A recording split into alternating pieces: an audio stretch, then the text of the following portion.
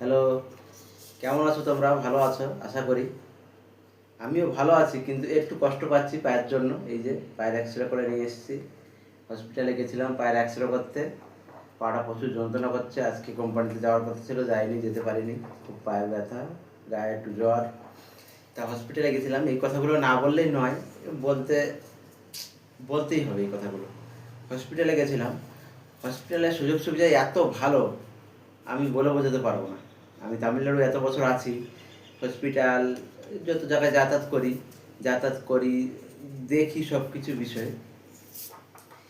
এত ভালো সাবসিডি, মানে তোমাদের কি বলবো, বলে বোঝাতে পারবো না। আমি এত ভালো সাবসিডি গেছিলাম, এক্সরে করে এনেছি। এক্সরে করেছি এই খুব কম, খুব সীমিত একটা টাকা নিয়েছে, মাত্র 40টা টাকা নিয়েছে এক্সরে করতে। আর এত ভালো এক্সরে করেছে, ওষুধ দিয়েছে। ডাক্তার দুবার চেক করেছে, আমাকে চেক করে দেখেছে, বলছে পায়ে কিছু হয়নি, ওষুধ দিচ্ছি, খেলে ঠিক হয়ে যাবে।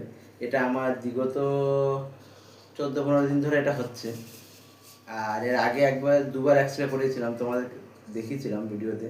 তা সে যাই হোক, যেটা যেটা বলতে চাইছিলাম, তামিলনাড়ু হসপিটালে এত ভালো সাবসিডি, মানে কি বলবো, তুলনা নেই।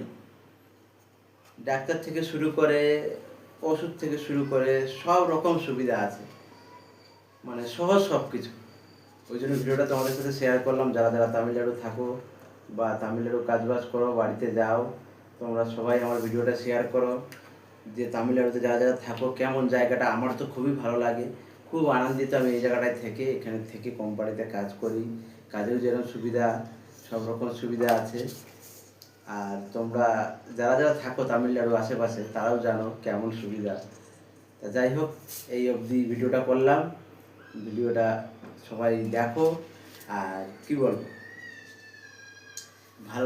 যদি ভালো লেগে থাকে ভিডিওগুলো, আমার ভিডিওগুলো নিজের ছোট ভাই মনে করে দেখো। আর সবাই ভালো থেকো, সবাইকে ভালো রেখো।